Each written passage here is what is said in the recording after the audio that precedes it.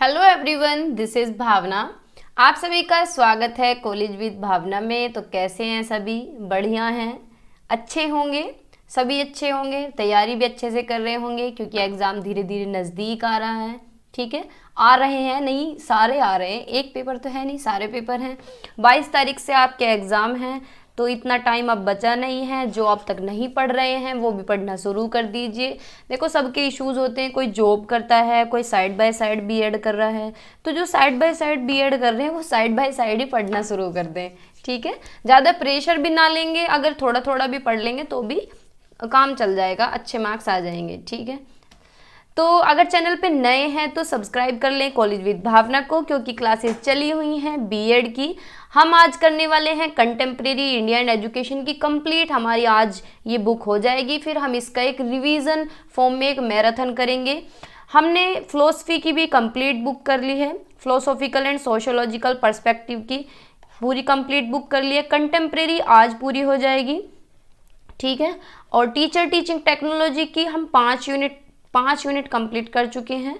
ठीक है, और growing up as a learner की बचती हैं बस 2 यूनिट। ठीक है, यानी सारे मिला के ऑलमोस्ट कंप्लीट सही है। ये भी कंप्लीट है, ये आज कंप्लीट हो जाएगा, इसकी 2 यूनिट हैं, और growing up as a learner की भी 2 यूनिट बचती हैं। तो ज़्यादा कंटेंट हमारा है नहीं, ऑलमोस्ट कंप्लीट ही है ये मानो। अब तो हमें रिवीजन ही करना है आगे आगे। बाकी जो फिजिकल साइंस है, पेडागोजी ऑफ फिजिकल साइंस है, उसके 2 मैराथन हम कर चुके हैं। 1 घंटे 20 मिनट की दोनों है, 1 घंटे 20 मिनट की, यानी 3 घंटे का कंटेंट हम कर चुके हैं।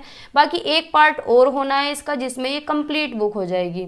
ठीक है, फिर हम करेंगे pedagogy of mathematical science, pedagogy of mathematics करेंगे।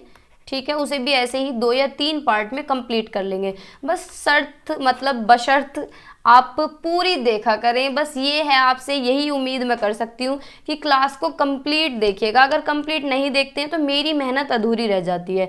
बस ये है कि अगर आपको फ़ायदा हो रहा है, अगर आप क्लास पूरी देख रहे हैं तो मेरी मेहनत वसूल हो जाती है, बाकी और कुछ भी नहीं है। अगर आप देखना चाहते हैं तो अच्छी बात है, नहीं देखेंगे तो भी कोई बात नहीं है भाई, प्रेशर तो कर नहीं सकते, कह ही सकती हूँ मैं तो सिर्फ। तो क्लास को पूरी देखा करें, बेशक स्पीड बढ़ा सकते हैं आप, या फिर आप 2 बार में देख सकते हैं, लेकिन क्लास कंप्लीट देखनी चाहिए। ठीक है, क्योंकि मेरी मेहनत तभी वसूल होती है जब आपके कंसेप्ट क्लियर होते हैं। तो अगर किसी को कुछ कहना है, पूछना है, मैसेज करना है तो इंस्टाग्राम पे फॉलो कर सकते हैं, भावना त्यागी ऑफिशियल से मेरा इंस्टाग्राम है। बाकी पीडीएफ के लिए टेलीग्राम ज्वाइन कर ले भाई। पीडीएफ में डिस्कशन ग्रुप में मैसेज आ रहा था कि फिलोसफी के नोट्स दे दो कोई, भाई फिलोसफी के नोट्स वहीं सारे अवेलेबल हैं फाइल्स के फोल्डर में। तो आप लोग एक दूसरे को बता दिया करें, एक दूसरे की हेल्प कर दिया करें। अब मैं इतना रिप्लाई नहीं कर पाती, देखो मुझे कमेंट्स का भी रिप्लाई करना होता है इंस्टाग्राम पे। जब भी मैं इंस्टाग्राम खोलती हूँ, अगर 1-2 रील देखने के लिए भी खोलूँगी तो इतने सारे मैसेजेस भरे मिलेंगे कि रील बाद में, रील तो देखनी मिलती ही नहीं है, इंस्टाग्राम खोलूँगी तो बस रिप्लाई ही कर पाती हूँ। ठीक है, तो वहाँ बता दिया करें, एक दूसरे की हेल्प कर दिया करो। ठीक है, तो अगर चैनल पे नए हैं तो सब्सक्राइब कर ही लेंगे आप। हम आज करने वाले हैं कंटेम्प्रेरी इंडिया एंड एजुकेशन, यानी समकालीन भारत और शिक्षा। इसकी 5th और 6th यूनिट रह रही थी, मतलब 4 यूनिट इसकी हम पूरी कर चुके थे। सबसे ज़्यादा टिपिकल इसे ही माना जाता है, सबसे ज़्यादा हार्ड सब्जेक्ट, सबसे ज़्यादा कंटेंट इसी बुक में है, सबसे ज़्यादा कंटेंट। ठीक है, क्योंकि सारे आयोग, सारे कमीशन, सारी पॉलिसी, सारी चीज़ें इसी के अंदर है कि हमारी जो एजुकेशन है वो देश आज़ाद होने से पहले कैसी थी, देश आज़ाद होने के बाद कैसी है। तो मतलब सारा इसी के अंदर है, बहुत टिपिकल भी माना जाता है, सबसे ज़्यादा कंटेंट वाला ये सब्जेक्ट माना जाता है। तो इसकी 5th और 6th यूनिट आज हम कंप्लीट कर लेंगे, तो वीडियो में एंड तक बने रहिए। स्टार्ट करते हैं। तो बेसिकली 5th 6th के तो मैंने क्वेश्चन रखे हैं, बाकी जो शॉर्ट क्वेश्चन हैं जो बुक में एक तरीके से दिए भी नहीं गए हैं, या फिर देखो गाइड के अंदर तो है नहीं, वो भी मैंने ऐड कर लिए हैं कि आपको दिक्कत ना हो कहीं से भी ढूंढने में। ठीक है, बाकी सब्जेक्ट के अंदर दिए गए हैं और पूछे गए हैं इस सब्जेक्ट के अंदर, तो कुछ क्वेश्चन इस तरीके के हैं, तो सब मैंने ऐड कर लिए हैं, तो परेशान बिल्कुल भी नहीं होना है। और इसे कंप्लीट होने के बाद इसकी एक रिवीजन फॉर्म में पूरी मैराथन कर लेंगे, सारे इसकी क्या, सारे सब्जेक्ट की करेंगे। ठीक है, तो स्टार्ट करते हैं topic. Vocationalisation of secondary education is the backbone of our countries economic development discuss, यानी ये प्रीवियस ईयर में आए हुए हैं, 2022 में, कोई 19 में आया, कोई 18 में आया, कोई 16 में आया है। ठीक है, कि माध्यमिक शिक्षा का व्यवसायीकरण हमारे देश की आर्थिक स्थिति की रीढ़ की हड्डी है। भाई अगर सेकेंडरी एजुकेशन यानी जो 11th-12th वाले बच्चे हैं, जो 10th 11th 12th का जो बैच होता है, अगर हम उसे स्ट्रॉन्ग करेंगे, उसे वोकेशनल एजुकेशन देंगे, यानी व्यवसाय के बारे में बताएंगे कि भाई तुम्हें कौन से फील्ड में जाना है, क्या प्रोफेशन तुम्हें चूज करना है, तुम्हें बिजनेसमैन बनना है, एंटरप्रेन्योर बनना है, या फिर गवर्नमेंट जॉब में जाना है, IIT में जाना है, नीट में जाना है, तो वो क्या है, वो आगे जाके हमारे देश को संभालेंगे। आने वाली यूथ जिसके हाथों में हमारा देश है, तो वो क्या है, रीढ़ की हड्डी है। ठीक है, तो ये एक क्योट है, इसके ऊपर डिस्कशन करना है। नेक्स्ट क्वेश्चन है discuss the main problems of secondary education and their remedies, यानी माध्यमिक शिक्षा की प्रमुख समस्या और उनके उपायों की विवेचना कीजिए कि सेकेंडरी एजुकेशन में कौन कौन सी प्रॉब्लम्स हो सकती हैं और होती हैं और उनका उपाय क्या है, तो इसके बारे में पढ़ेंगे। What consideration should be kept in mind while preparing curriculum for girls, यानी गर्ल्स के लिए जब हम करिकुलम बना रहे होते हैं, पाठ्यक्रम बना रहे होते हैं, तो हमें कौन कौन सी बातों का ध्यान रखना चाहिए, हमारे माइंड में क्या चीज़ होनी चाहिए। ठीक है, तो ये लॉन्ग क्वेश्चन है, ये वाला शॉर्ट है। नेक्स्ट जो यूनिट है यूनिवर्सिटी ऑटोनॉमी, कि discuss university autonomy, what should be the role of universities in modern India, what changes should be brought about in university education to achieve this role, यानी विश्वविद्यालय स्वायत्तता पर चर्चा करें। आधुनिक भारत में विश्वविद्यालयों की क्या भूमिका होनी चाहिए और इस भूमिका को प्राप्त करने के लिए विश्वविद्यालय शिक्षा में क्या बदलाव लाए जाने चाहिए। ठीक है, मेरा गला बिल्कुल ऐसा हो रहा है बंद, बिल्कुल ठंडा पानी पी लेंगे तो फिर तुरंत बंद हो जाएगा। अब बताओ ठंडा पानी पीना छोड़ दे क्या। चलो स्टार्ट करते हैं।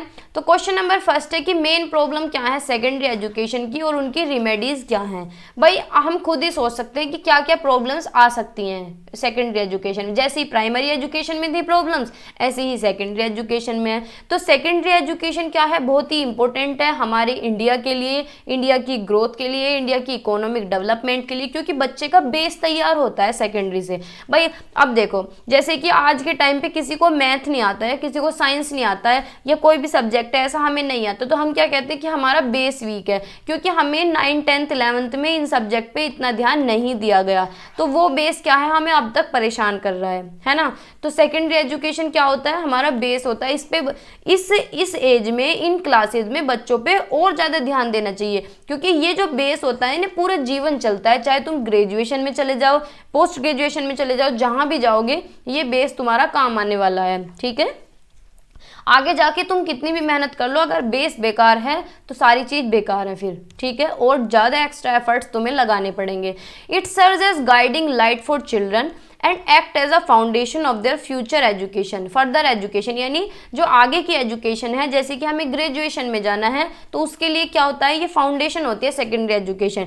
भाई जैसे कि साइंस के स्टूडेंट्स हैं, चलो हम ही मान लेते हैं, तो हमने BSc की, तो BSc में अगर हमें कोई प्रॉब्लम आ रही है तो यानी हमारा बेस कमजोर है, हमें 11th 12th की जो कंसेप्ट है वो अच्छी तरीके से क्लियर नहीं है। और अगर हमें 11th 12th के कंसेप्ट क्लियर है तो ना तो हमें केमिस्ट्री में दिक्कत आएगी, ना हमें बायो में दिक्कत आएगी, जिनके पास फिजिक्स है ना फिजिक्स में दिक्कत आएगी। ठीक है, और प्रॉब्लम ऐसी होती है कि सभी को दिक्कत आती है ऑलमोस्ट। ठीक है, तो there are several major problems with secondary education that affects is quality and understanding, यानी कुछ मेजर प्रॉब्लम्स हैं सेकेंडरी एजुकेशन की जो उसकी क्वालिटी को अफेक्ट करती हैं और समझ को अफेक्ट करती हैं। ठीक है, तो क्या क्या हो सकती हैं प्रॉब्लम्स। फर्स्ट है लैक ऑफ मैक्सिमम अटेंडेंस, यानी बच्चे स्कूल में ही नहीं जाते, उनकी अटेंडेंस बहुत कम होती है, किसी किसी में तो ना के बराबर होती हैं। आपने सरकारी स्कूल देखे होंगे, उसमें सेकेंडरी स्कूल में बच्चे जाते ही नहीं। आपने खेतों में काम करेंगे, वहां जाने की बजाय पेपर देने जाएंगे, चप्पलों में पेपर देने चले जाएंगे। या फिर कुछ बच्चे ऐसे होते हैं स्कूल जाते हैं, दीवार कूद के भाग जाते हैं, स्कूल से भाग जाते हैं, या फिर स्कूल बंक कर देते हैं, तो उनकी अटेंडेंस पूरी नहीं हो पाती। जब बच्चे स्कूल में ही नहीं जाएंगे तो वो पढ़ेंगे क्या।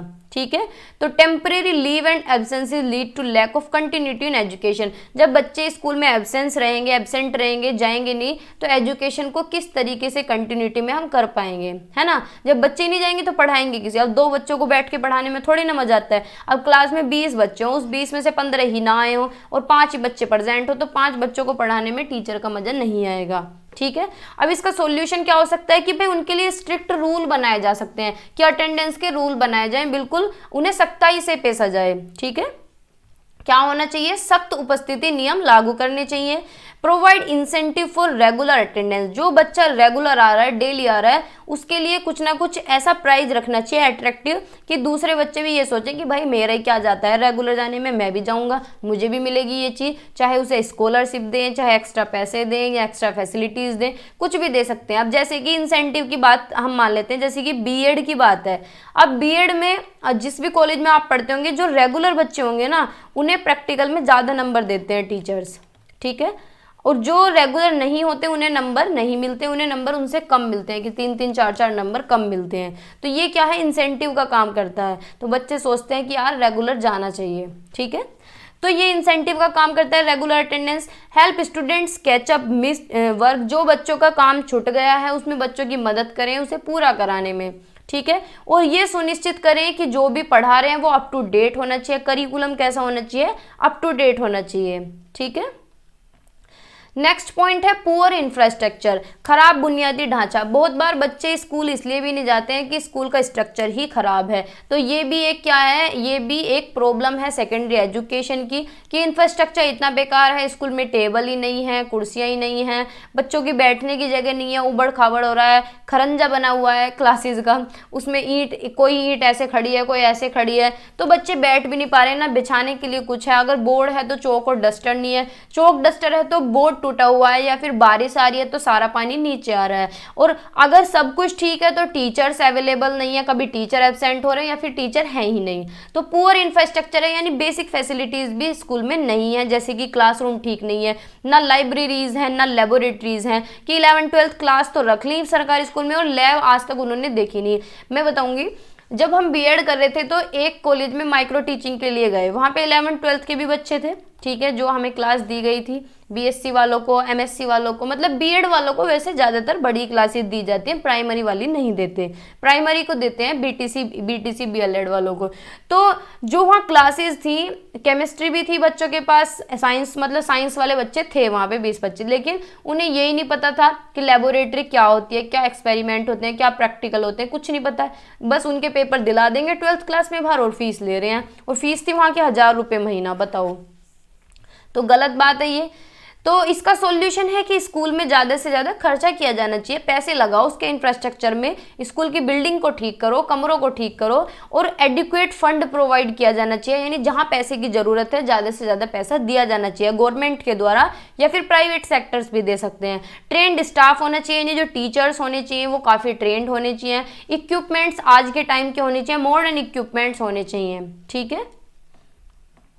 फिर लैक ऑफ क्वालिटी टीचिंग, ये भी एक बहुत बड़ी प्रॉब्लम है। जैसे कि बच्चे स्कूल में जाते हैं, फिर वे बोर फील करते हैं कि भाई क्या करेंगे, हम स्कूल में जाके पढ़ाया तो कुछ ज़्यादा नहीं है ना। तो ये क्वालिटेटिव टीचिंग जब बच्चों को नहीं मिलेगी तो बच्चे स्कूल में नहीं जाएंगे। तो बहुत सारे सेकेंडरी स्कूल्स हैं जिसमें टीचर बिल्कुल भी ट्रेंड नहीं है, ऐसे ही बीए करके लग गए और वहीं लगे लगे बीएड कर ली और वहीं लगे लगे क्या है गवर्नमेंट हो गए। तो वो क्या है, बिल्कुल भी ट्रेंड नहीं है, उन्होंने ना कभी कॉलेज देखे हैं, ना कभी बीएड की, ना माइक्रो टीचिंग की, ना कहीं टीचिंग प्रैक्टिस की, बस वहाँ 10वीं 12वीं करके लग गए और लगे लगे ही परमानेंट हो गए, फिर सरकारी हो गए।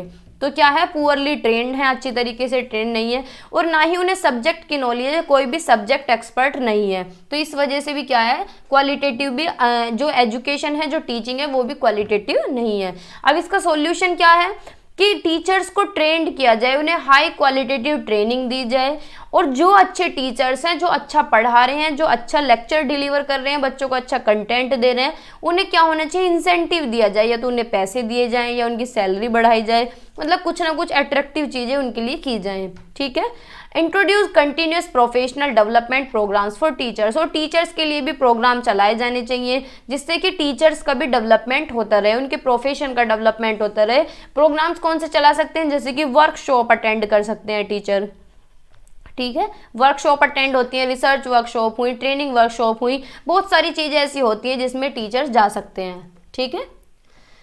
आउटडेटेड करिकुलम, ये भी एक प्रॉब्लम है कि अगर करिकुलम अप टू डेट नहीं है तो बच्चे क्या होंगे, बोरियत फील करेंगे, उन्हें चैलेंजेस फेस करने पड़ेंगे, जैसे कि पुराने ज़माने के तरीके से ही पढ़ा रहे हैं, ठीक है। तो करिकुलम अगर आउटडेटेड है, रेलिवेंट नहीं है आज के टाइम के, तो बच्चों को क्या है, चैलेंजेस फेस करने पड़ेंगे। अब इसका सॉल्यूशन क्या होगा, यानी रिमेडी क्या होगी कि करिकुलम क्या है, revise, time to time revise करते रहें, नए नए टॉपिक्स इंक्लूड करें, एनईपी जैसे अब नई एनईपी आई है तो उसके अकॉर्डिंग पढ़ाएं, टीचिंग मेथड्स क्या होने चाहिए, वो भी अच्छे होने चाहिए, नए मॉडर्न इक्विपमेंट्स होने चाहिए, ठीक है, जिससे बच्चे क्या है अच्छी तरीके से पढ़ सकें, ट्रेंड को फॉलो कर सकें, और टीचर ट्रेंड होने चाहिए, टीचर्स जो जिस मेथड से पढ़ाएं वो भी मेथड नए होने चाहिए, नए तरीके होने चाहिए, नए तरीके जैसे कि ऑडियो विजुअल एड्स के थ्रू पढ़ा सकते हैं, ओवरहेड प्रोजेक्टर के थ्रू पढ़ा सकते हैं, ऑनलाइन क्लासेस ले सकते हैं, एक्स्ट्रा क्लासेस ले सकते हैं, तो नए नए मेथड्स टीचर भी यूज करें। एग्जाम सेंट्रिक एजुकेशन सिस्टम यानी परीक्षा केंद्रित शिक्षा व्यवस्था। तो education system is heavily focused on exams and rote learning, यानी बहुत बार क्या होता है स्कूल में फोकस रहता है सिर्फ एग्जाम पे कि बस ये क्वेश्चन याद कर लो, ये क्वेश्चन रट लो तुम्हारे एग्जाम में, ये क्वेश्चन रट लो तुम्हारे एग्जाम में, कंसेप्चुअल नॉलेज पे कोई भी फोकस नहीं है। तो इसके लिए क्या रेमेडी है कि भाई promote more holistic learning that emphasize practical learning, skill development, project based assessment, encourage creative and critical thinking, यानी किसे बढ़ावा दिया जाना चाहिए, होलिस्टिक डेवलपमेंट को, होलिस्टिक लर्निंग को। होलिस्टिक क्या होता है, सर्वांगीण, सर्वांगीण विकास, यानी पूरी तरीके से बच्चे का विकास होना चाहिए, उसका फिजिकल यानी शारीरिक भी, उसका मेंटल मानसिक विकास भी होना चाहिए, यानी भाई दिमाग भी उसका डेवलप होना चाहिए, इमोशनल उसके संवेग भी डेवलप होने चाहिए, फिजिकली सोशली भी सामाजिक रूप से भी वो विकसित हो, और जोर दिया जाना चाहिए बच्चे की प्रैक्टिकल स्किल्स पे, यानी जिससे वो करके सीख सके, उसकी स्किल्स डेवलप हो, जब स्किल डेवलप होंगी तभी तो वो आगे तक जाएगा। प्रोजेक्ट बेस्ड असेसमेंट कराएं, बच्चे को इंक्वायरी कराएं, खोजबीन तरीके से वो कुछ ना कुछ नया करे, उन्हें प्रोत्साहित करें कि वो क्रिएटिव करके दिखाएं, कुछ रचनात्मक करके दिखाएं, ठीक है, और इस तरीके से एनकरेज करना है कि उनकी थिंकिंग भी डेवलप हो, क्रिटिकल थिंकिंग डेवलप हो, आलोचनात्मक सोच उनकी विकसित होनी चाहिए, ठीक है। तो ये बाय एड्रेसिंग दीज प्रॉब्लम्स, अगर ये सारी प्रॉब्लम्स सही हो जाएं, ठीक हो जाएं, और जितनी भी रिमेडीज सजेस्ट की गई हैं, जितने भी सॉल्यूशन सजेस्ट किए गए हैं, अगर ये सारे इम्प्लीमेंट हो जाएं, सारों को स्कूल में फॉलो किया जाए, तो क्या है, क्वालिटेटिव एजुकेशन बच्चों को मिलेगी, सेकेंडरी एजुकेशन, ठीक है, और बच्चों को चैलेंजेस भी फेस नहीं करने पड़ेंगे, और जो चैलेंजेस फ्यूचर में आएंगे उन्हें वो टैकल कर सकेंगे अच्छी तरीके से, उन्हें पार करके आगे चले जाएंगे और उनका फ्यूचर बहुत अच्छा होगा, ठीक है। नेक्स्ट है, अब नेक्स्ट टॉपिक जो है वोकेशनलाइजेशन ऑफ सेकेंडरी एजुकेशन। देखो ये वैसे पूरा टॉपिक है, क्वेश्चन मैंने रख लिया जिससे आपको आइडिया मिल जाए। वोकेशनलाइजेशन ऑफ सेकेंडरी एजुकेशन यानी माध्यमिक शिक्षा का व्यवसायीकरण। भाई व्यवसायीकरण क्या होता है, कुछ भी जॉब अपॉर्चुनिटी हुई या कोई व्यवसाय यानी बिजनेस करना या एंटरप्रेन्योर की तरफ जाना, बच्चों को ये सिखाया जाना कि तुम कैसे कमा सकते हो, कैसे अपनी लाइफ को चला सकते हो, ये चीज़ सिखाई जानी चाहिए। जो नॉर्मल एजुकेशन है, theoretical Hindi math English Sanskrit सारे पढ़ा दिए, लेकिन एक वोकेशनल सब्जेक्ट भी होना चाहिए जिससे बच्चे को पता चले कि भाई क्या बोलते हैं उसे, ट्रेडिंग क्या होता है, बिजनेस क्या होता है, पैसा कहाँ से कमा सकते हैं, ऑनलाइन ऑफलाइन किस तरीके से क्या कर सकते हैं, बहुत सारी चीजें हैं जहाँ से पैसा कमाया जा सकता है। तो वोकेशनल एजुकेशन भी बच्चों को दी जाए, ठीक है। तो vocationalization of secondary education refers to the integration of vocational training and education, यानी एजुकेशन के साथ बच्चे को वोकेशनल ट्रेनिंग भी दी जानी चाहिए, यानी इन दोनों को क्या है, इंटीग्रेट करें एक साथ, ठीक है, किसमें, सेकेंडरी स्कूल करिकुलम में, यानी पाठ्यक्रम में ये चीज़ें ऐड होनी चाहिए कि एजुकेशन के साथ बच्चों को वोकेशनली भी ट्रेंड करें। This has becoming increasingly important in recent years, यानी जैसे जैसे टाइम बढ़ रहा है आज के टाइम में ये चीज़ें भी बढ़ रही हैं हमारी ग्लोबल इकोनॉमी में, कि चीज़ें टाइम टू टाइम चेंज हो रही हैं। जैसे कहते हैं ना, ज़माना चेंज हो रहा है, महंगाई आ रही है, तो ये महंगाई नहीं आ रही है, ये क्या है, वर्कफोर्स डिमांड बढ़ गई है लोगों की, लोग ज़्यादा पढ़ने लगे हैं, सब अवेयर हो गए हैं, जैसे जैसे लोग अवेयर हो रहे हैं आगे आगे बढ़ रहे हैं, ठीक है, और जैसे जैसे सैलरीज बढ़ रही हैं उसी तरीके से महंगाई बढ़ रही है। तो मतलब बच्चों के अंदर स्किल्स डालना बहुत जरूरी है, क्योंकि जब स्किल्स होंगी तभी वो जो अपना काम है, जो वर्क फोर्स है, जहाँ भी वो जॉब लेने जाएंगे वो चीज़ें वहाँ फुलफिल होनी चाहिए, है ना। कहते हैं ना कि जिसके अंदर काबिलियत होती है वो कहीं भी जॉब ले सकता है। तो अगर आपके अंदर स्किल्स हैं तो आप कहीं भी जॉब ले सकते हैं, किसी भी एनवायरनमेंट में आप अडेप्ट कर सकते हैं, अनुकूल हो सकते हैं। अब अगर आपके अंदर स्किल्स है, जैसे कि आप लोग ही हैं, आपने बीएड किया, अगर आप बीएड भी नहीं करे होते, लेकिन अब तो बीएड कंपलसरी कर दिया है, तो अगर आपके अंदर स्किल्स हैं तो किसी भी स्कूल में जाके आप जॉब ले सकते हैं, है ना। लेकिन जो लोकल एरिया है उसमें तो बहुत बुरे हालात हैं जॉब के, जाना भी मत। सच बता रही हूँ, 2,000-5,000 रुपये पे अगर तुम जॉब करोगे तो तुम्हारा फ्यूचर बिल्कुल खराब हो जाना है। 1 साल या 2 साल सरकारी की तैयारी करो, अगर होता है तो ठीक है, नहीं तो साइड बाय साइड कुछ और कर लो। अगर एक जगह सक्सेस ना मिले तो अपनी साइड हमेशा चेंज कर लेनी चाहिए, ठीक है। And changing demands of the job market, in this context it can be said that vocationalization of secondary education is indeed the backbone of our country's economic development। यानी अगर सेकेंडरी एजुकेशन का vocationalisation हो, व्यवसायीकरण हो, तो हमारी जो country है इसकी इकोनॉमी भी डेवलप होगी, ठीक है। और ये क्या है, एक तरीके से रीढ़ की हड्डी का काम करेगा, बैकबोन का काम करेगा। अब कुछ पॉइंट्स हैं जिनके द्वारा एक्सप्लेन करेंगे कि meeting the needs of job market, नौकरी बाजार की जरूरतों को पूरा करना। वोकेशनल एजुकेशन क्या करती है, बच्चे को प्रिपेयर करती है अपने करियर में आगे बढ़ने के लिए। जैसे कि करियर अपना फॉलो कर सकते हैं, ट्रेड में जा सकते हैं, व्यापार में, ऑक्यूपेशन व्यवसाय कर सकते हैं, कुछ भी। This helps to meet the needs of the job market. यानी जो भी हम जॉब लेने जाते हैं अपने भाई वर्क फोर्स होता है कि कहीं भी हम जहाँ काम कर रहे हैं या फिर काम करने जा रहे हैं तो वहाँ की रिक्वायरमेंट पूरी होनी चाहिए, ठीक है। That is the necessary skills and knowledge to perform specific task. जो भी काम हमें दिया जा रहा है उसमें हम फिट होने चाहिए, ठीक है। हमारे अंदर स्किल्स होनी चाहिए, हमें नॉलेज होनी चाहिए।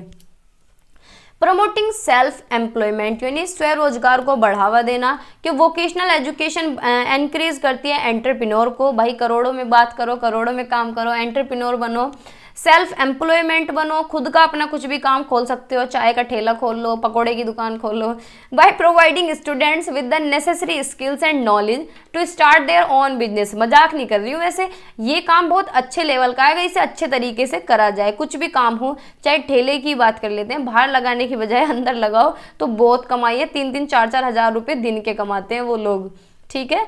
Bye providing students with the necessary skills and knowledge to start their own business, बच्चे अपना मतलब खुद का बिजनेस स्टार्ट करें, उन्हें इस तरह की नॉलेज प्रोवाइड की जानी चाहिए, उनके अंदर ये स्किल्स डाली जानी चाहिए, उन्हें प्रोवाइड कराएं skills. Vocational education can create job opportunities and promote economic growth.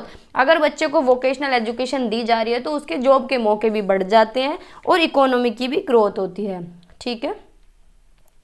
Reducing unemployment, अगर बच्चे को व्यवसाय की शिक्षा दी जाएगी तो अनएम्प्लॉयमेंट तो खुद ही घट जाएगा, बेरोजगारी कम हो जाएगी, सब लोग जॉब करने लगेंगे। जॉब का मतलब है या तो अपना खुद का स्टार्टअप करेंगे, खुद का बिजनेस करेंगे, खुद का व्यापार करेंगे, कहीं जाके नौकरी करेंगे, सरकारी नौकरी, प्राइवेट नौकरी, तो अनएम्प्लॉयमेंट तो क्या है अपने आप ही रिड्यूस हो जाएगा। तो अनएम्प्लॉयमेंट एक बहुत बड़ी प्रॉब्लम है इंडिया में, यानी बेरोजगारी बहुत बड़ी समस्या है ना।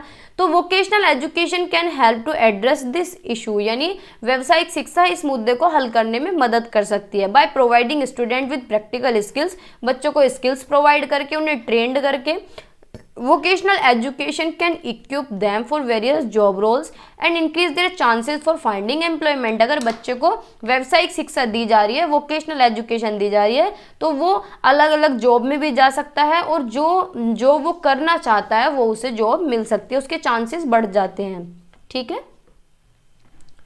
फिर है एनहांसिंग इकोनॉमिक कम्पिटिटिवनेस, यानी आर्थिक प्रतिस्पर्धात्मक में वृद्धि। वैश्वीकरण की तीव्र गति के साथ जैसे जैसे ग्लोबलाइजेशन हो रहा है, देशों में वैश्विक बाजार में प्रतिस्पर्धा बने रहने की आवश्यकता है। व्यवसायिक शिक्षा कुशल और अनुकूलनीय कार्यबल का उत्पादन करके देश की आर्थिक प्रतिस्पर्धात्मक को बढ़ाने में मदद कर सकते हैं, जो नौकरी बाजार में बदलती मांगों को पूरा कर सके। यानी जैसे जैसे ग्लोबलाइजेशन हो रहा है, कंट्रीज एक दूसरे से सामान ले रही हैं, दे रही हैं ग्लोबल मार्केट में, तो उसमें भी वोकेशनल एजुकेशन बहुत ही इंपॉर्टेंट है। इकोनॉमिक कम्पिटिटिवनेस चल रहा है, कंपटीशन चल रहा है इकोनॉमी में, ठीक है। तो उसके लिए भी क्या है, स्किल्स हमें बच्चे के अंदर डालनी चाहिए, जो जो डिमांड है कंपनीज की वो पूरी की जा सके, ऐसी स्किल्स बच्चे के अंदर होनी चाहिए, ठीक है।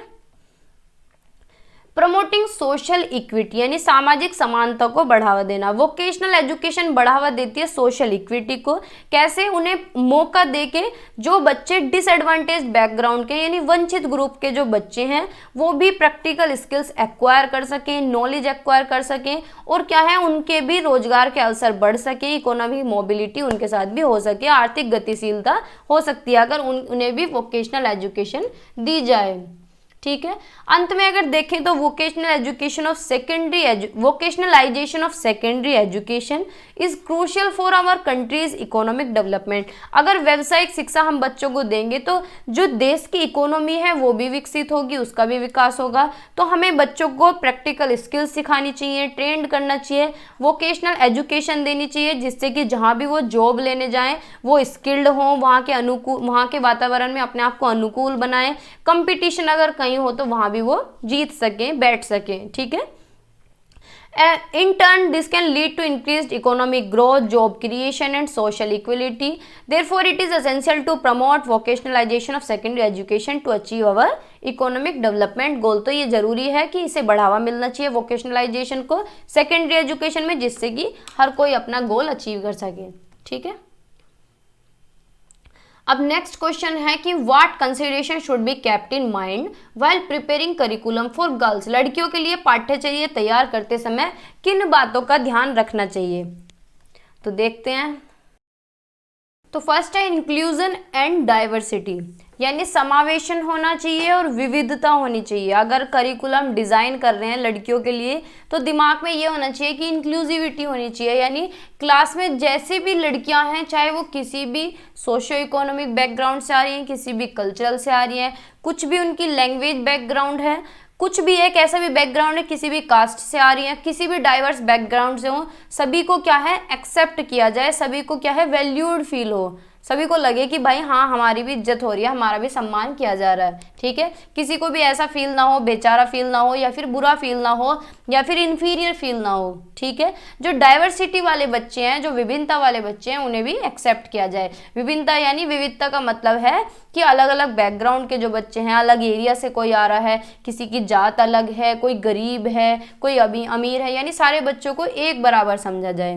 ठीक है। इंक्लूजन मतलब होता है सारे बच्चों को एक माना जाए, सभी को इंक्लूड किया जाए। डाइवर्सिटी होता है विविधता, यानी अलग अलग तरह के बच्चे होते हैं, किसी का बैकग्राउंड कुछ है, किसी की कास्ट कुछ है, किसी का इकोनॉमिक स्थिति अच्छी नहीं है, कोई किसी का कल्चर कुछ है, तो सारी जो जितने भी विविधता है सभी को एक माना जाए। ठीक है। सभी को एक्सेप्ट किया जाए। जेंडर सेंसिटिव कंटेंट होना चाहिए। जब करिकुलम डिजाइन कर रहे हो, पाठ्यक्रम डिजाइन कर रहे हो, तो लैंगिक संवेदनशील सामग्री होनी चाहिए। यानी ये नहीं है कि भाई साइंस है, 10th कर ली लड़कियों ने, फिर 11th में आई कि लड़कियां हैं तो कोई बात नहीं, तुम होम साइंस लो, तुम साइंस नहीं चला सकती, तुम है ना होम साइंस ले लो। अच्छा लड़के हैं तो तुम मैथ ले लो, बायो ले लो, कुछ भी ले लो। ठीक है। लेकिन लड़कियों तो होम साइंस ले लो या फिर आर्ट साइड ले लो। ठीक है। तो ऐसा नहीं होना चाहिए। जेंडर सेंसिटिव कंटेंट होना चाहिए, यानी सभी को इक्वलिटी मिले, सभी को बराबरी मिले, किसी के साथ कोई बायसनेस ना हो, किसी के साथ कोई पक्षपात ना हो, और स्टीरियोटाइपिंग भी नहीं होनी चाहिए कि पुरानी सोच हो कि लड़कों के लिए तो क्या है पैंट शर्ट हो, लड़कियों के लिए दुपट्टे वाला सूट हो। ये भी स्टीरियोटाइप है कहीं ना कहीं। भाई क्यों, वो भी तो पैंट शर्ट पहन के आ सकते हैं, वो भी तो स्कर्ट पहन के आ सकती हैं, उनके लिए सूट सलवार क्यों है? लड़कों के लिए तो नहीं है ट्रेडिशनल ड्रेस, कुर्ता धोती उनके लिए तो नहीं है। तो ये भी कहीं ना कहीं स्टीरियोटाइप को बढ़ावा देती है। ठीक है। जेंडर इक्वलिटी होनी चाहिए, यानी बराबर होना चाहिए, लड़की हो चाहे लड़का हो। ठीक है। The content should not reinforce gender bias और perpetuate gender based discrimination, यानी जो कंटेंट है करिकुलम का, जो सामग्री है वो इस तरह की होनी चाहिए कि सभी को बराबर मौके मिले, सभी को एक समान माना जाए। ऐसा नहीं हो कि किसी को फोर्स किया जाए किसी भी जेंडर की तरफ, कुछ भी इंडिकेशन होना चाहिए। जैसे कि एग्जाम्पल दे रहे हैं कोई भी घर का काम का, तो उसमें एग्जाम्पल दे रहे हैं कि तुम लड़की हो तो तुम घर संभालोगी, या फिर बहुत से ऐसे हैं कि कितना भी पढ़ लो संभालना तो घर ही है, या फिर झाड़ू पोछा कौन करेंगी, तुम्हारी मम्मी करेंगी। तो ऐसे एग्जाम्पल बुक में है, इसके ऊपर एनसीईआरटी के ऊपर भी क्लेम कर रहे हैं सब लोग कि वो जो एग्जाम्पल दिए गए हैं वो वहाँ से हटाए जाएं। अब तो शायद अपडेट हो गई हैं, लेकिन बहुत से एग्जाम्पल एनसीईआरटी में भी स्टीरियोटाइपिंग के हैं कि अगर फोटो दिखाया जा रहा है वर्क फोर्स का या फिर कोई भी हाउस मेकर है तो उसमें लड़कियों को ही दिखाया जाता है, औरतों को ही दिखाया जाता है कि वही झाड़ू लगा रही हैं, वही पोछा लगा रही हैं। क्यों भाई, लड़के भी तो लगा सकते हैं, घर सभी का है। तो ये क्या है, ये जेंडर इनइक्वलिटी है।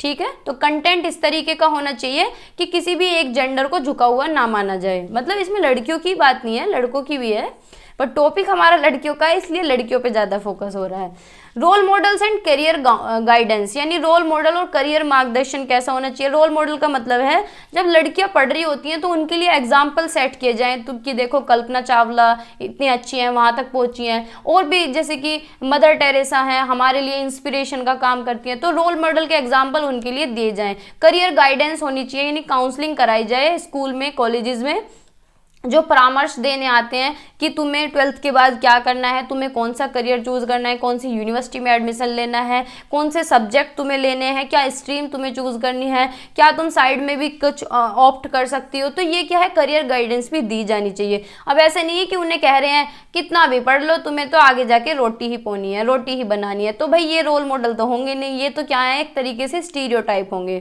ठीक है, तो उन्हें क्या है, रोल मॉडल के एग्जाम्पल दें जिससे कि जो भी जेंडर स्टीरियोटाइप है, रूढ़िबद्धता है, उसे कम किया जा सके, उसे तोड़ा जा सके, और लड़कियों को एनकरेज किया जा सके कि वो अपने इंटरेस्ट को चूज करें, अपनी पढ़ाई को कंटिन्यू रखें, अपने टैलेंट को दिखाएं। ठीक है,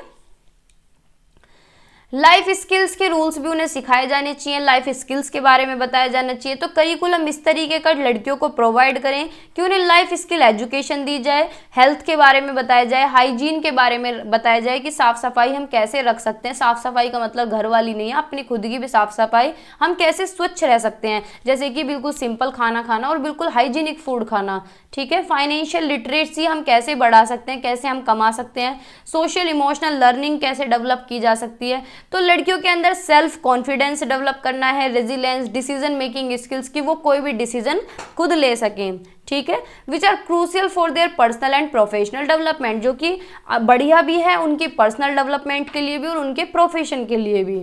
ठीक है, करिकुलम में क्या होना चाहिए, सेफ और सपोर्टिव लर्निंग एनवायरनमेंट होना चाहिए। यानी जो करिकुलम है पूरा स्कूल जिसके अंदर आता है, पूरी एक्टिविटीज जिसके अंदर आती हैं, तो लड़कियां जब पढ़ने जाएं तो उन्हें सेफ फील होना चाहिए। ऐसा करिकुलम डिज़ाइन किया जाए जहाँ पे लड़कियों को हर पॉइंट पे सपोर्ट किया जाए और हर तरीके से वो सेफ और सिक्योर फील करें अपने आप को। ठीक है, और अगर किसी लड़की के साथ कुछ भी दिक्कत है, कोई छेड़छाड़ है, कोई गलत तरीके से छेड़ रहा है, सेक्सुअल हैरासमेंट हो रहा है, वायलेंस हो रहा है, उनके साथ भेदभाव हो रहा है, तो उन्हें क्या है, सर्विस प्रोवाइड करें। ठीक है, जो कि वो इन चैलेंजेस को जीत सकें। फ्लेक्सिबिलिटी और एडेप्टेबिलिटी होनी चाहिए, यानी करिकुलम कैसा होना चाहिए, फ्लेक्सिबल होना चाहिए। फ्लेक्सिबल करिकुलम का मतलब होता है कि जहां बदलाव की ज़रूरत है वहां बदलाव किया जा सके, बच्चे की नीड के अकॉर्डिंग, बच्चे की इंटरेस्ट के अकॉर्डिंग।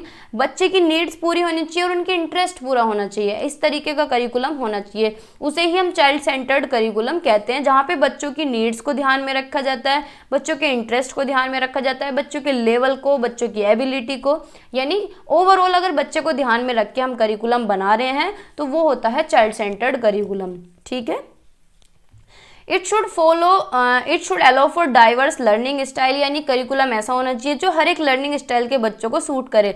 लर्निंग स्टाइल बेसिकली 4 तरह की होती है, वैसे तो बहुत तरह की होती हैं, हम उसे वार्क के नाम से जानते हैं, यानी विजुअल, ऑडियो, रीडिंग जो पढ़ के करते हैं, और काइनेस्थेटिक यानी जिन्हें खेलते रहते हैं, कूदते रहते हैं और सीखते रहते हैं। ठीक है, विजुअल यानी जो देख के पढ़ते हैं, देख के जिन्हें सीखना अच्छा लगता है। ऑडियो यानी कुछ लोग ऐसे होते हैं कि सुन के सीख लेते हैं, आंख बंद कर लेंगे और सुन के सीख लेंगे। रीडिंग यानी कुछ लोग खुद से पढ़ के भी सीखते हैं। काइनेस्थेटिक यानी कुछ लोग कूदते रहते हैं, इधर उधर दौड़ेंगे, भागेंगे, कुछ भी करते रहते हैं, काम और सीखते रहते हैं। ठीक है, तो इस तरह का करिकुलम होना चाहिए जो हर एक लर्निंग स्टाइल को कैटर करे, हर किसी की नीड्स को पूरा करे और ज़्यादा से ज़्यादा मौके दें लड़कियों को कि वो अपना इंटरेस्ट चुने, अपने टैलेंट को फॉलो करें।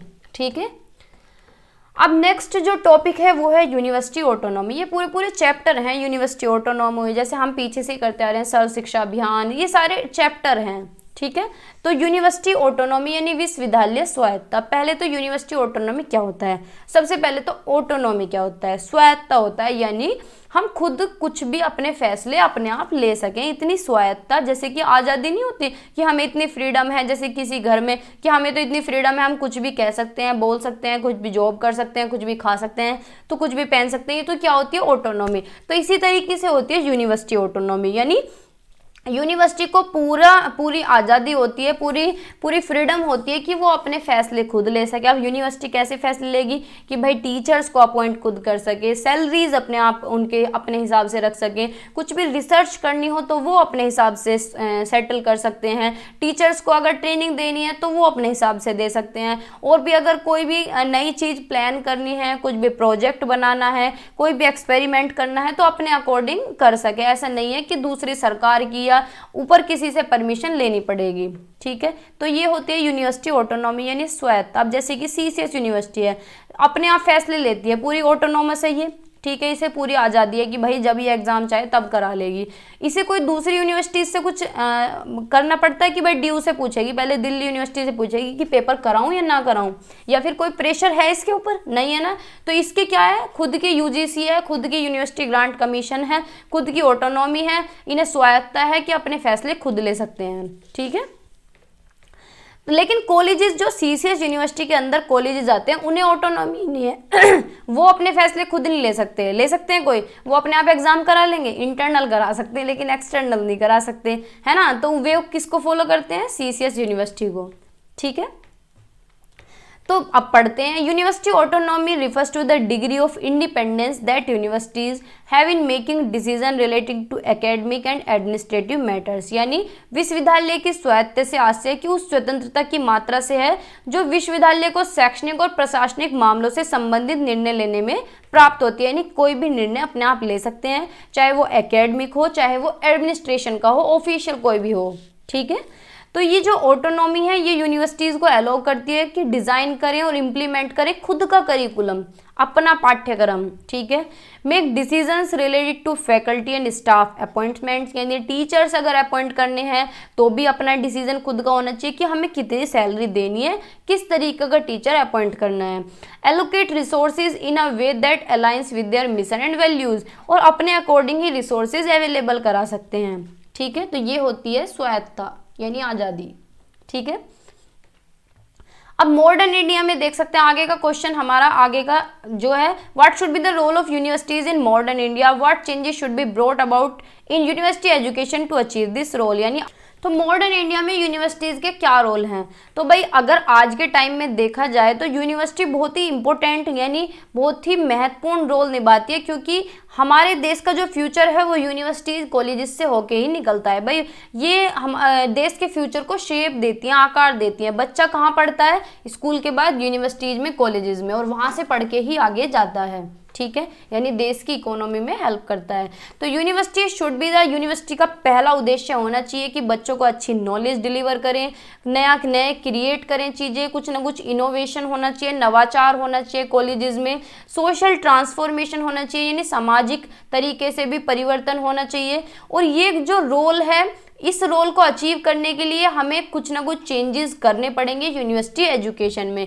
तो हम क्या क्या चेंजेस कर सकते हैं, फर्स्ट है फोकस ऑन क्वालिटी एजुकेशन। अगर हम क्वालिटी एजुकेशन पे फोकस करें तो क्या होगा, कितना फ़ायदा होगा, बच्चे अच्छी एजुकेशन ले पाएंगे और आगे फील्ड में उनके लिए और ऑप्शंस खुलेंगे। तो पढ़ते हैं कि university should prioritize the delivery of qualitative education, की यूनिवर्सिटी प्रायोरिटी दे अच्छी एजुकेशन को, क्वालिटेटिव यानी गुणवत्तापूर्ण शिक्षा दी जाए बच्चों को।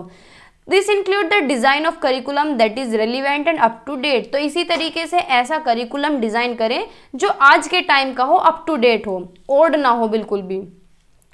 Provision of high quality teaching and learning facilities, अच्छी क्वालिटेटिव टीचिंग कराएं बच्चों को, अच्छी फैसिलिटीज़ दें और उन्हें रिसर्च के लिए प्रमोट करें कि तुम आगे जाके रिसर्च कर सको, पीएचडी कर सको और कुछ इनोवेट नवाचार ला सको, ठीक है। सेकंड है ग्रेटर कोलाबोरेशन विद इंडस्ट्रीज। भाई और क्या चेंजेस ला सकते हैं यूनिवर्सिटीज में कि वो कोलैब करें इंडस्ट्रीज के साथ। अब इंडस्ट्रीज के साथ कोलैब करके क्या फायदा होगा, जब इंडस्ट्रीज के साथ कंपनी के साथ कोलैब होगा तो बच्चों को क्या है काम करने के मौके मिलेंगे। जैसे कि जिसे बोलते हैं कि स्कूल में कॉलेज में प्लेसमेंट हो रहा है, कंपनीज आ रही हैं हायर करने, इंटर्नशिप हो रही है, तो ये सारी चीजें क्या है कि कोलैब करे यूनिवर्सिटी इंडस्ट्रीज के साथ, अच्छी अच्छी बड़ी बड़ी इंडस्ट्रीज के साथ कोलैब करे। तो university should engage more closely with industries to understand the evolving needs of the economy and to prepare student for the workforce. यानी जो इंडस्ट्रीज हैं उनके साथ कोलैब करे, उनके साथ लिंक बनाए अपने, जिससे कि बच्चों को तैयार किया जा सके उन कंपनीज में सेटल करने के लिए, और बच्चों की क्या है हायरिंग हो, बच्चों का प्लेसमेंट हो कॉलेज से ही, यूनिवर्सिटी से ही। ठीक है, तो इंटर्नशिप होनी चाहिए और बच्चों का प्लेसमेंट हो सकता है। तो इसका एक ये बढ़िया काम है। प्रमोशन ऑफ इंटरडिसिप्लिनरी रिसर्च, यानी यूनिवर्सिटी को प्रमोट करना चाहिए इंटरडिसिप्लिनरी रिसर्च को, यानी अलग अलग फील्ड में, that bring together researches from different discipline to tackle complex problems. यानी जो अलग अलग फील्ड की जो प्रॉब्लम है सभी को एक साथ टैकल करे, जो कॉम्प्लेक्स प्रॉब्लम्स हैं उन्हें ट्रीट करे, एक तरीके से उन्हें सिंपल बनाए रिसर्च करके। जब हम किसी चीज़ की खोज कर लेते हैं तो वो काम हमारे लिए आसान हो जाता है। This can help to generate new knowledge and ideas that can address the challenges facing modern India। यानी ये क्या है, नई नॉलेज जनरेट करेगा, नए नए आइडियाज जनरेट करेगा, और जो मॉडर्न इंडिया में चैलेंजेस आ रहे हैं, जो दिक्कतें आ रही हैं, वो सारी क्या है सोल्व हो जाएंगी। ठीक है।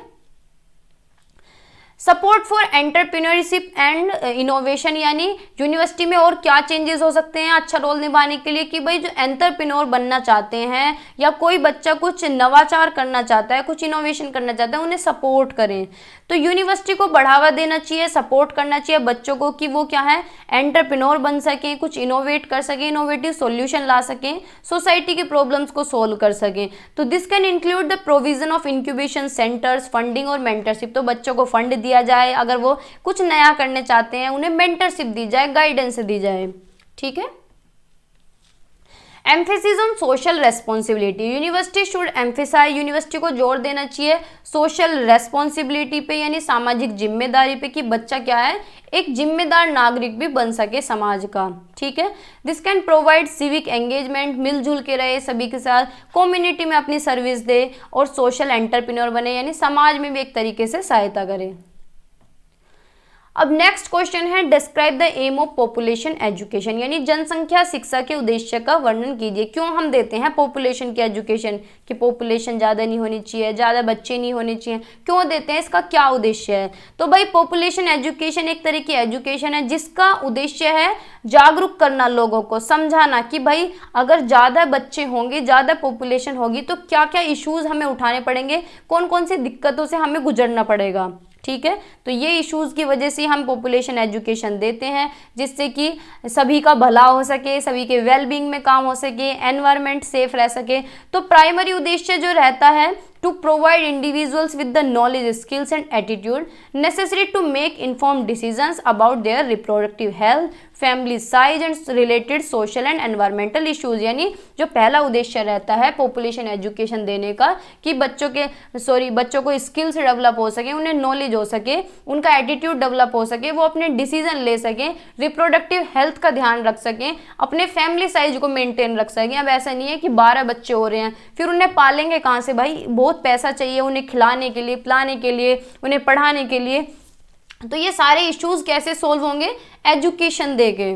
ठीक है। तो कुछ की पॉइंट हैं, उद्देश्य हैं पॉपुलेशन एजुकेशन देने के, कि प्रमोटिंग रिप्रोडक्टिव हेल्थ, कि प्रजनन स्वास्थ्य को बढ़ावा देना, कि हमारी रिप्रोडक्टिव हेल्थ कैसे ठीक रह सकती है।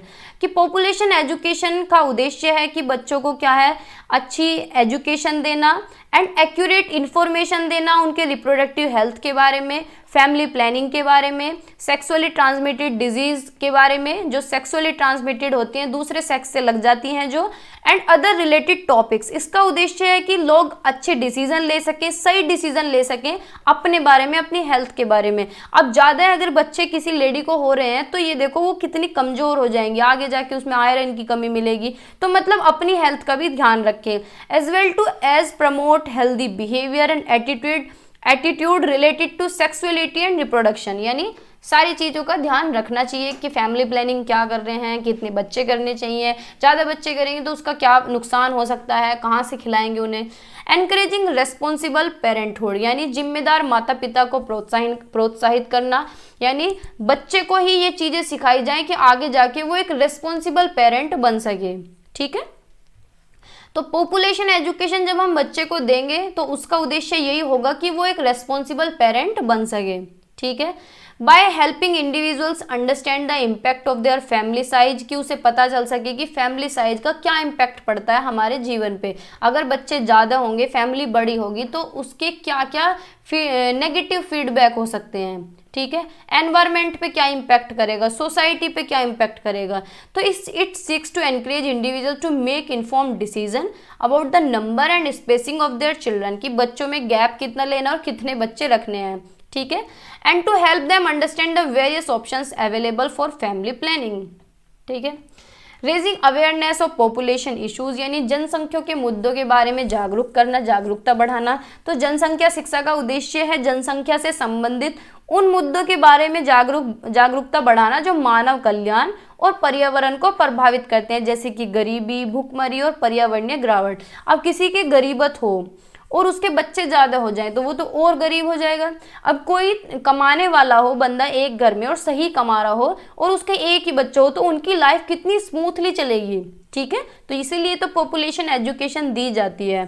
ठीक है, तो यह जनसंख्या, संसाधन और विकास के बीच जटिल संबंधों को समझ को बढ़ावा देने और इन मुद्दों को हल करने के लिए व्यक्तियों को कार्रवाई करने के लिए प्रोत्साहित करने का प्रयास करता है। ठीक है, जिससे कि ये सारे इश्यूज कम हो जाएं, जागरूक हो जाएं, लोग समझदार हो जाएं, समझे चीज़ों को।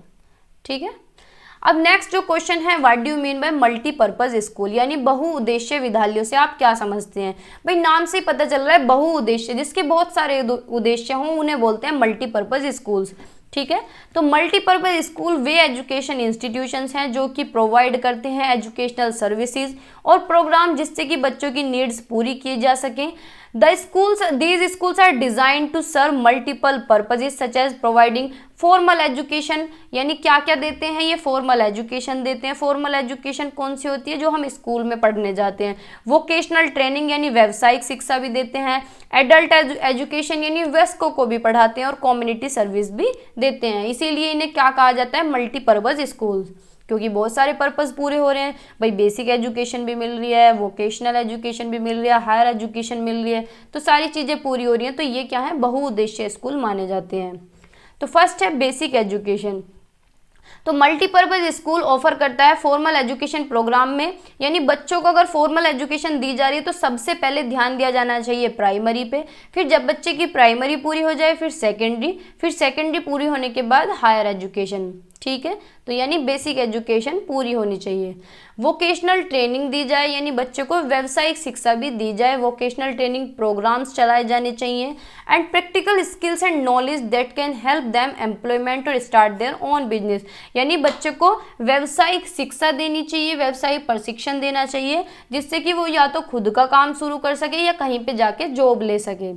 ठीक है, एडल्ट एजुकेशन दी जाए, यानी मल्टीपर्पज स्कूल जो होते हैं इनका उद्देश्य होता है कि एडल्ट्स को भी एजुकेशन दे। एडल्ट्स कौन से, जिन्होंने किसी वजह से अपनी एजुकेशन छोड़ दिया, 15 से 35 साल के बीच के जो लोग होते हैं। ठीक है, तो उन्हें भी क्या है, बेसिक एजुकेशन दी जाए, जिससे कि वो अपनी एजुकेशन को कंटिन्यू कर सकें, नए नए स्किल्स सीख सकें और बेसिक स्किल्स सीख सकें, यानी लिखना पढ़ना सीख सकें। फिर है कम्युनिटी सर्विस, यानी सामुदायिक सेवाएं। तो कुछ बहुउद्देश्य स्कूल सामुदायिक सेवा प्रदान करते हैं, जैसे कि कुछ स्कूल में आपने देखा होगा हेल्थ सर्विस दी जाती है कि चेकअप के लिए डॉक्टर्स आते हैं, कोई आई टेस्ट करने आ रहा है, कोई ईयर टेस्ट करने आ रहा है, कोई वैसे नॉर्मली ब्लड टेस्ट करने आ रहा है, कोई ब्लड डोनेट कैंप भी लगते हैं। तो ये क्या है, हेल्थ सर्विसेज दी जाती हैं। बहुत सारे स्कूल स्पोर्ट्स फैसिलिटीज़ भी देते हैं कि हम अपने बच्चों को स्पोर्ट्स खिलाएंगे और नेशनल इंटरनेशनल लेवल तक लेके जाएंगे। और भी बहुत सारी सर्विस होती हैं जो कि कम्युनिटी के लिए बेनिफिटेड होती है, यानी समुदाय के लिए, सोसाइटी के लिए हेल्पफुल रहती हैं। ठीक है, अब नेक्स्ट क्वेश्चन, ये सारे शॉर्ट क्वेश्चन है, 4-4 नंबर के जो पूछे गए हैं कि short description of national open school, यानी राष्ट्रीय मुक्त विद्यालय क्या है बताओ। देखो हमने यूनिवर्सिटी का नाम तो सुना है, Indira Gandhi national open university है ना, और स्कूल क्या है, नेशनल ओपन स्कूल। कहीं भी आपने देखा होगा NIOS कि भाई ये कहाँ से प्रमाणित है, NIOS से, किसी बुक पे लिखा देखा हो, कहीं भी दीवार पे पोस्टर लगे रहते हैं तो वहाँ लिखा दिखा हो कि NIOS से प्रमाणित है। ये स्कूल के पीछे भी लिखा जाता है कि फैसिलिटेड बाय CBSE NIOS, इस तरीके से बहुत जगह लिखा होता है। ठीक है, तो राष्ट्रीय मुक्त विद्यालय शिक्षा संगठन शिक्षा मंत्रालय भारत सरकार के अधीन एक स्वायत्त संस्थान है, एक ऑटोनोमस बॉडी है, ये एक ऑटोनोमस इंस्टीट्यूशन है जो अपने फैसले खुद ले सकता है। किसके अंडर आती है ये, मिनिस्ट्री ऑफ एजुकेशन, जिसे पहले क्या बोला जाता था, HRD। ठीक है, जो ये NIOS है ये एस्टेब्लिश हुई 1989 में। इसका एम है कि फ्लेक्सिबल और ओपन एजुकेशन दी जाए, यानी मौके दिए जाएं ओपन एजुकेशन के बच्चों को, जो बच्चे रेगुलर स्कूल में एजुकेशन नहीं ले पाए उन बच्चों के लिए। ठीक है भाई, रेगुलर नहीं लेंगे, ओपन से पढ़ लेंगे कि पेपर देने चले जाएंगे। ठीक है, इस तरीके से, या फिर बुक खोल के चीटिंग कर लेंगे। ठीक है, जो रेगुलर स्कूल में नहीं पढ़ पाए या फिर अपने स्कूल उन्होंने किसी कारणवश बीच में से छोड़ दिए हैं, तो उनके लिए होते हैं नेशनल ओपन स्कूल। अब ये कोर्स कौन कौन से ऑफर करते हैं, NIOS जो है सेकेंडरी कोर्स ऑफर करता है, जैसे कि 10th 12th में कोई फेल हो जाता है तो वो क्या करते हैं, उनके ओपन से 10th कर ली, इसने ओपन से 12th कर ली, सुना होगा ना, तो वो ओपन यही है। ठीक है, सीनियर सेकेंडरी लेवल्स यानी ग्रेजुएशन किससे कर रहे हैं, ओपन से कर रहे हैं। ठीक है, vocational and life enrichment course, बहुत सारे कोर्स भी ऐसे होते हैं कि ओपन से कर रहे हैं, है ना। तो जो ये कोर्स हैं डिजाइंड करे जाते हैं जिससे कि बच्चों को एजुकेशन मिल सके, स्किल्स ट्रेनिंग मिल सके, wide range of learners including school drop out. इसके अंदर कौन कौन से बच्चे होते हैं जो स्कूल बीच में छोड़ देते हैं, या फिर कोई वर्किंग प्रोफेशनल है कि भाई अपने जॉब भी कर रहे हैं और साइड बाय साइड पढ़ाई कर रहे हैं, या फिर जो डिसएडवांटेज्ड ग्रुप है, जो वंचित समूह है। ठीक है, अप्रोचेज टू एजुकेशन, अब इसके शिक्षा के प्रति क्या दृष्टिकोण है, तो NIS क्या है, फ्लेक्सिबल और लर्नर सेंटर्ड अप्रोच है एजुकेशन की, यानी जिसमें चेंजेस भी हो सकते हैं, which allows student to learn at their own pace and convenience, यानी जिसमें बच्चों को पूरी फ्रीडम है कि वो अपने स्पीड के अकॉर्डिंग सीख सकते हैं और अपने कन्वीनियंस, यानी जिसमें अपने आप को सेटिस्फेक्शन हो, अपने आप को सुटेबल हो, उस तरीके से सीख सकते हैं अपने सुविधा के अनुसार। ठीक है, The institution used a variety of modes of delivery including printed study materials, online learning and face-to-face interaction through study centers located across the country। यानी इसके बहुत सारे इंस्टीट्यूट्स हैं और जो एजुकेशन दी जाती है उसके भी बहुत सारे तरीके हैं कि पढ़ने वाला मटेरियल भी होता है, ऑनलाइन लर्निंग भी होती है जैसे कि हम लोग सीख रहे हैं। ठीक है, फेस टू फेस इंटरेक्शन भी होता है और इसके जो सेंटर्स हैं पूरी इंडिया में बहुत जगह हैं, पूरी कंट्री में। एग्जामिनेशन एंड सर्टिफिकेट यानी परीक्षा और प्रमाण पत्र, NIS क्या है, एक साल में 2 बार पेपर कराती है, अप्रैल मई में और अक्टूबर नवंबर में, और सर्टिफिकेट भी देती है, डिप्लोमा भी देती है जो बच्चे पास्ड आउट होते हैं। ठीक है, जो ये इंस्टीट्यूट है ये रिकॉग्नाइज है भारत सरकार के द्वारा, और जो ये सर्टिफिकेट है ये एक्सेप्टेड करे जाते हैं हायर एजुकेशन में और एम्प्लॉयमेंट पर्पज में, यानी जैसे कि आपने ओपन से कुछ भी किया है, इंदिरा इग्नू से किया है तो इग्नू की मार्कशीट हर जगह चलती है, चाहे आप इग्नू से B.Ed भी कर लें वो भी चलेगी। तो इसी तरीके से इनके जो सर्टिफिकेट हैं वो भी मान्यता प्राप्त हैं। ठीक है, स्वीकार किए जाते हैं। तो ये थी NIS के बारे में। नेक्स्ट क्वेश्चन है डाइट के बारे में। डाइट का नाम सबने सुना होगा, है ना, कोई इनके डाइट का कोर्स कर रहा है, डाइट का कोर्स कर रहा है, तो डाइट क्या है, एक ट्रेनिंग प्रोसेस है। जैसे कि हम B.Ed कर रहे हैं इसी तरीके से डिस्ट्रिक्ट में क्या है, ट्रेनिंग दी जाती है टीचर्स को, टीचर बनने से पहले और टीचर बनने के बाद भी। ठीक है, तो पढ़ते हैं district institute for education and training, यानी जो डिस्ट्रिक्ट इंस्टीट्यूट है एजुकेशन एंड ट्रेनिंग, ये एक एजुकेशनल इंस्टीट्यूशन है जो कि सेटअप करा गया है हर एक डिस्ट्रिक्ट में, हर एक जिले में, जिससे कि एलिमेंट्री एजुकेशन की क्वालिटी बढ़ सके, इम्प्रूव हो सके। जो डाइट का मेन फंक्शन है, मेन कार्य है वो है कि एकेडमिक और रिसोर्स सपोर्ट प्रोवाइड किया जा सके ग्रास रूट लेवल से, यानी बेसिक लेवल से। ठीक है, अलग अलग एजुकेशनल प्रोग्राम्स में सक्सेस मिल सके, पॉलिसीज में सक्सेस मिल सके जो गवर्नमेंट के द्वारा चलाई गई हैं। अब इसके कुछ फंक्शंस हैं डाइट के, यानी प्री सर्विस टीचर एजुकेशन, यानी सेवा पूर्व शिक्षक शिक्षा, यानी किसी ने ग्रेजुएशन किया और डाइट का कोर्स कर लिया, यानी टीचर बनने से पहले जो सर्विस दी जाती है, जो ट्रेनिंग दी जाती है। ठीक है, तो diet provide pre service teacher education for prospective primary school teacher, जिससे कि प्राइमरी में एक अच्छे टीचर बन सकें, कि ट्रेनिंग तो यहाँ से ले ली, ट्रेंड होके प्राइमरी में पढ़ाएं। तो ये 2 साल का डिप्लोमा होता है एलिमेंट्री एजुकेशन में, जो कि मैंडेटरी होता है हर एक एस्पिरेंट के लिए जो कि प्राइमरी स्कूल टीचर बनने जा रहा है। ठीक है। सेकंड है इन सर्विस टीचर एजुकेशन। तो DIET offer in service training program, यानी ये जॉब लगने से पहले, टीचर बनने से पहले तो ट्रेंड करते ही हैं, टीचर बनने के बाद भी इन सर्विस प्रोवाइड करते हैं, यानी अगर तुम अपनी सर्विस कर रहे हो, जॉब कर रहे हो, तब भी ट्रेनिंग कर सकते हो। ठीक है। Training programs for existing teachers to help them upgrade their skills and knowledge, जिससे कि टाइम टू टाइम उनकी स्किल्स क्या है, अप टू डेट होती रहे, अपग्रेड होती रहे, उनकी नॉलेज बढ़ती रहे। ठीक है।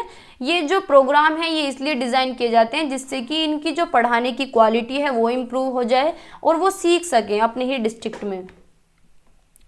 रिसोर्स सपोर्ट डाइट प्रोवाइड करती है एकेडमिक और रिसोर्स सपोर्ट एलिमेंट्री स्कूल्स को अपने डिस्ट्रिक्ट के अंदर। ये डेवलप करती है और डिस्ट्रीब्यूट करती है teaching learning materials and provide guidance and support to teachers on the implementation of the curriculum, और टीचर्स को भी सपोर्ट करती है और जहाँ ज़रूरत है वहाँ गाइडेंस करती है, गाइड देती है। ठीक है।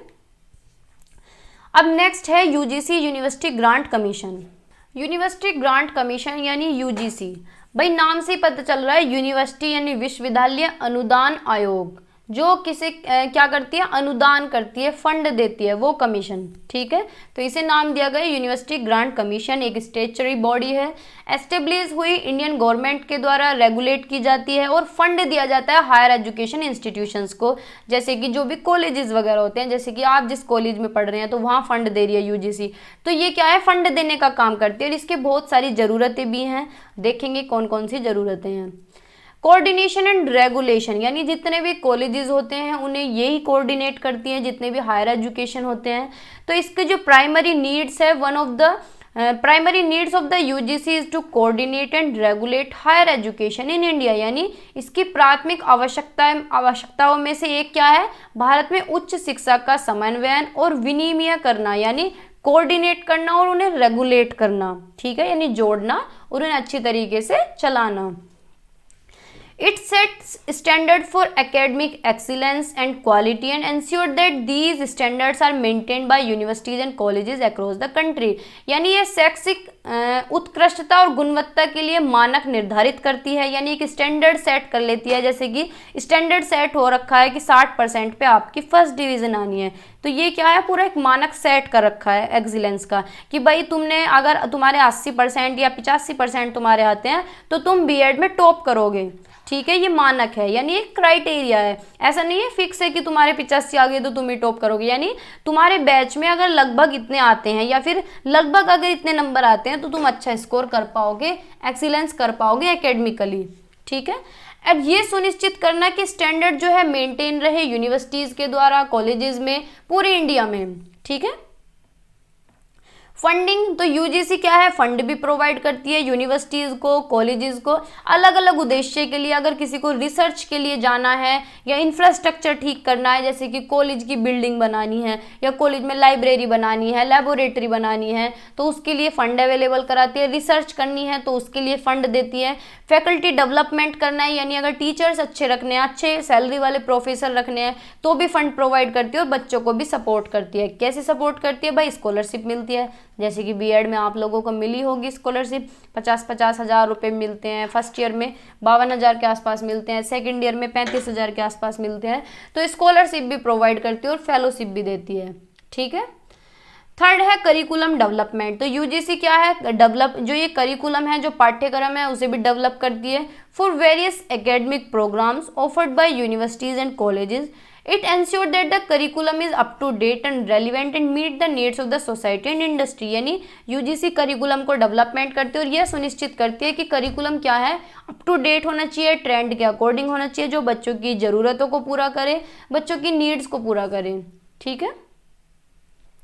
रिसर्च एंड इनोवेशन, यूजीसी बढ़ावा देती है कि भाई रिसर्च भी होनी चाहिए और इनोवेशन भी होना चाहिए हायर एजुकेशन इंस्टीट्यूट्स में, by providing funding and support for research project, और सपोर्ट भी करती है और फंड भी प्रोवाइड करती है और एनकरेज करती है, प्रोत्साहित करती है कि कोलैब करें बिटवीन इंस्टीट्यूशन एंड इंडस्ट्रीज, यानी जो कॉलेजेस हैं वो इंडस्ट्रीज के साथ कोलैब करें और बच्चों को क्या है इसको वो क्या बोलते हैं उसे इंटर्नशिप कराए और बच्चों की क्या है हायरिंग कराए वहाँ से। ठीक है, अब नेक्स्ट जो टॉपिक है, ये सब 4 नंबर वाले क्वेश्चन है कि सेमेस्टर सिस्टम क्या होता है, सेमेस्टर प्रणाली पे थोड़ा सा शॉर्ट नोट लिखना है। तो भाई सेमेस्टर सबको पता ही है, साल में 2 बार पेपर होते हैं, हर छठे महीने पेपर होते हैं, तो ये सेमेस्टर होता है। तो इसी के पॉइंट्स हमने लिखे हुए हैं कि सेमेस्टर क्या है, is an academic calendar system, पूरा एकेडमिक का कैलेंडर जारी हो जाता है। बहुत सारी यूनिवर्सिटीज सेमेस्टर कराती हैं, कॉलेजेस भी कराते हैं पूरे वर्ल्ड में। सेमेस्टर सिस्टम के अंदर जो एकेडमिक ईयर है यानी जो पूरा साल है वो 2 सेमेस्टर में डिवाइड हो जाता है, यानी एक साल में 2 बार आपके पेपर होना। हर एक सेमेस्टर की जो ड्यूरेशन होती है वो कम से कम 16 सप्ताह की होती है। ठीक है, इसमें बच्चों को जरूरत है कि वो एक सर्टेन नंबर ऑफ कोर्स और क्रेडिट ले सकें हर एक सेमेस्टर में। जैसे कि फर्स्ट सेमेस्टर है आपके, उसके बेस पे आपके नंबर बहुत अच्छे हैं तो उसके बेस पे आपका इवैल्यूएशन होगा। फिर सेकंड सेमेस्टर में आपको इंटेलिजेंट माना जाएगा, सेकंड सेमेस्टर में किसी और के नंबर आ सकते हैं, तो क्रेडिट भी मिलता है हर एक सेमेस्टर में। जो बच्चे की परफॉर्मेंस है उसका भी मूल्यांकन होता है और कंटिन्यूअस असेसमेंट होता है। भाई जब हर छठे महीने पेपर होंगे तो हर छठे महीने वैल्यूएशन होगा, तो साथ के साथ क्या है बच्चे का आकलन होता रहता है। सेमेस्टर सिस्टम प्रोवाइड करता है बच्चों को ज़्यादा से ज़्यादा मौके, जिससे कि वो स्पेशलाइजेशन कर सकें अपने इंटरेस्ट में, जहां उनका इंटरेस्ट है, और कोई भी कोर्स कर सकते हैं वाइडर रेंज का। It also allows for better assessment of student performance as students are evaluated more frequently and more holistically। यानी इसका एक फ़ायदा भी है कि जल्दी से जल्दी आकलन हो जाता है बच्चों का और बच्चे का होलिस्टिक डेवलपमेंट होता है। सेमेस्टर सिस्टम जो है इसीलिए डिज़ाइन किया गया है कि ये प्रोवाइड करता है ज़्यादा फ्लेक्सिबिलिटी, और जो प्रोग्राम है उसमें वेराइटीज़ देखने के लिए मिलती हैं। भाई फर्स्ट सेमेस्टर में कोई कुछ चीज़ें हो रही हैं, सेकेंड सेमेस्टर में कुछ नई चीज़ें हो रही हैं, तो ज़्यादा से ज़्यादा वेराइटीज़ के अंदर होती हैं। Student can choose or take a reduced course load in one semester and heavier load in another. यानी क्या है, सेमेस्टर छात्र अपनी ज़रूरतों और प्राथमिकताओं के आधार पर एक सेमेस्टर का में कम कोर्स लोड और दूसरे में भारी लोड लेने का विकल्प चुन सकते हैं। यानी कि पहले सब जैसे ऑप्शनल है, ऑप्शनल में तुम फर्स्ट में ले सकते हो, सेकंड में दूसरा ले सकते हो, तो इस तरीके से सेमेस्टर जो है ये semester system allows for better alignment between the academic calendar and the industry और जॉब मार्केट। वही बात है, कुछ चैलेंजेस भी हैं सेमेस्टर सिस्टम में, जैसे कि फ्रीक्वेंट असेसमेंट एंड इवैल्यूएशन, जल्दी से जल्दी आकलन और मूल्यांकन होता है, जिससे बच्चे को स्ट्रेस भी होता है और वर्कलोड भी होता है। ये तो बहुत गंदी चीज़ है सेमेस्टर की, पेपर आए रखे रहते हैं, अब खत्म हुए फिर आ गए, अब खत्म हुए फिर आ गए, तो ऐसे ही होता है बच्चों के साथ। ओवरऑल अगर देखा जाए तो सेमेस्टर सिस्टम बहुत ही ज़्यादा पॉपुलर है, आज के टाइम में बढ़ रहा है इंस्टीट्यूशंस में, पूरे देश में। अपनी फ्लेक्सिबिलिटी की वजह से लचीलापन है, जहाँ चेंज करने की ज़रूरत है चीज़ें जल्दी सी चेंज हो जाती हैं, वैरायटी की वजह से और क्वालिटी ऑफ एजुकेशन की वजह से, क्योंकि वो इसके अंदर इम्प्रूव होती है। ठीक है, तो ये था सेमेस्टर सिस्टम के बारे में कुछ पॉइंट। अब पढ़ते हैं नवोदय विद्यालय के बारे में। ये क्वेश्चन सारे पूछे गए हैं इसलिए मैंने करा दिए। क्लास थोड़ी सी लंबी भी हो सकती है और हो गई होगी, लेकिन आप लोगों को लास्ट तक देखनी है, तभी तो आप सारे टॉपिक पढ़ पाएंगे। नवोदय विद्यालय का क्या उद्देश्य है, तो नवोदय विद्यालय क्या एक समिति है, एक ऑटोनोमस ऑर्गेनाइजेशन है। किसके अंडर आती है ये, HRD जिसे हम बोलते हैं, मिनिस्ट्री ऑफ एजुकेशन के अंडर ये आती है, गवर्नमेंट ऑफ इंडिया के, भारत सरकार के द्वारा। इसका उद्देश्य क्या है नवोदय विद्यालय का, भाई नवोदय विद्यालय का नाम सबने सुना होगा कि 5th क्लास में पेपर होता है, नवोदय विद्यालय में एडमिशन हो जाता है, तो दूर दराज से बच्चे आते हैं, दूसरे एरिया से, है ना, सबने सुन रखा है ना। ये क्या है, क्वालिटेटिव एजुकेशन प्रोवाइड करता है बच्चों को, अच्छी क्वालिटी देता है, टैलेंटेड बच्चे इसके अंदर जाते हैं। मेरिटेरियस students from rural areas of India, गांव के एरिया से बच्चे उठकर आते हैं, जो होशियार बच्चे होते हैं, जो टैलेंटेड बच्चे होते हैं, वो यहाँ पे एडमिशन ले सकते हैं कि उन्हीं को एडमिशन मिलता है, क्योंकि भाई पेपर होता है, एंट्रेंस होता है ना। प्रमोट नेशनल इंटीग्रेशन, यानी क्या है, ये राष्ट्रीय एकता को बढ़ावा देता है। अब कैसे देता है कि भाई अलग अलग जगह के लोग आ रहे हैं, कोई यूपी से आ रहा है, कोई बिहार से आ रहा है, कोई उड़ीसा से आ रहा है, तो अलग अलग कल्चर के लोग आते हैं, अलग अलग स्टेट से आते हैं, और उन्हें एक अच्छा और कॉमन प्लेटफॉर्म मिलता है कि सभी एक जगह पढ़ते हैं, तो इंक्लूसिविटी भी हुई। फोस्टर सोशल मोबिलिटी यानी सामाजिक गतिशीलता को बढ़ावा देना। तो एनवीएस का उद्देश्य है कि एजुकेशनल अपॉर्चुनिटी प्रोवाइड की जाए बच्चों को, चाहे वो किसी भी सोशल और इकोनॉमिक डिसएडवांटेज बैकग्राउंड से हो, सभी सक्षम होने चाहिए कि उनकी गरीबी की साइकिल टूट जाए और वो अमीरी की तरफ जा पाए। ठीक है। ऑलराउंड पर्सनैलिटी को डेवलप करता है। तो एनवीएस का उद्देश्य है कि बच्चे का सर्वांगीण विकास होना चाहिए, उसे एक अच्छा एनवायरनमेंट मिलना चाहिए सीखने के लिए, उसे जोर दिया जाए कि वो उसकी फिजिकल फिटनेस भी ठीक रहे, और करिकुलम में एक्स्ट्रा करिकुलर एक्टिविटीज़ भी होनी चाहिए जैसे कि खेल कूद है, स्पोर्ट्स, बैडमिंटन वगैरह, और उन्हें वैल्यूज़ भी सिखाए जाएँ, कोऑपरेशन और टीम वर्क की, कैसे सहयोगात्मक काम तुम कर सकते हो, एक दूसरे की हेल्प कैसे कर सकते हो। ठीक है। एनकरेज एक्सीलेंस यानी नवोदय विद्यालय का ये भी एक उद्देश्य है कि ये क्या है, जो एक्सीलेंस है, जो अच्छा काम करते हैं, जो अच्छा स्कोर करते हैं बच्चे, उन्हें बढ़ावा दें, और क्या है, अच्छे टीचर्स रखें, रिसोर्सेज टाइम पे अवेलेबल कराएं, और इंफ्रास्ट्रक्चर भी अच्छा हो। ठीक है। तो ये था this is all for today. आज की वीडियो इतनी ही रखते हैं, थोड़ी सी बड़ी भी हो सकती है। तो अगर चैनल पे नए हैं तो सब्सक्राइब कर लें क्योंकि क्लासेस चल रही हैं। बाकी शेयर भी किया करें क्योंकि बहुत मेहनत लगती है पूरी क्लास बड़ी बनाने में, क्योंकि कंटेंट बहुत सारा हो जाता है। तो बाय बाय, टेक केयर। थोड़ी सी थकान भी फील हो रही है, तो अपना भी ध्यान रखें। मौसम ऐसा ही हो रहा है अदल बदल, कभी गर्मी हो रही है, कभी बारिश हो रही है। तो बाय बाय, टेक केयर। पढ़ते रहिए और मुस्कुराते रहिए।